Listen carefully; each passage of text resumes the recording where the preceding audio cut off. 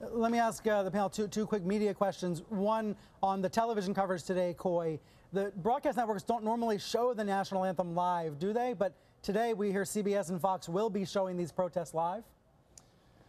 And we saw it from the London game, Brian, that they showed the entire anthem. And you're right, you don't normally see that highlighted, but I think it's tough to ignore this situation now. Yeah, it's a news story now, yeah. Absolutely.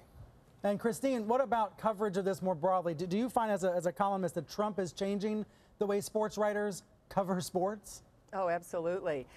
We talked about Jamel Hill last week and all that whole issue. Well, if there was ever any doubt that politics and sports are mixing, Brian, and that Trump and sports are mixing, well, Trump ended that, of course, in Alabama. And he has just presented the most amazing journalistic platter to sports journalists. I've said before that there are places where you can go on these issues, whether it be the U.S. Women's Open Golf that Donald Trump hosted, a man who brags about sexually assaulting women, hosting the crown jewel of women's golf. That was in July.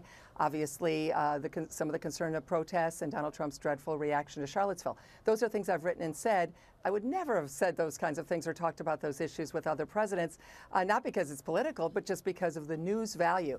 And now this, I think we've ensured that this is the story of the football season. I have no idea the twists and turns. Of course, none of us do.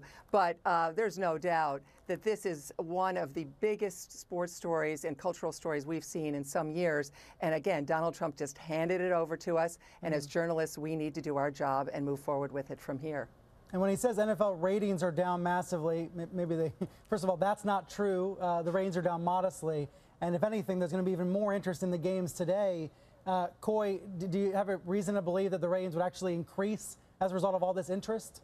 Well, Brian, as a former NFL player, I can say I don't normally, believe it or not, tune into NFL games that often. I, get away from them when I can. But I watched today. I wanted to see how many were going to stand up and show support for their fellow players who are standing up against racial and social injustice. Look, our country has a rich history of athlete activism. I think these are significant times. You can go back to Tommy Smith, John Carlos, Jesse Owens, Jackie Robinson, Muhammad Ali, Kareem Abdul-Jabbar. I know, Dante, you have been in the room with some of the men who I just mentioned, and this feels like that, a momentous time in our country where athletes are using their voice, using their platform to try to create positive change where they think they can.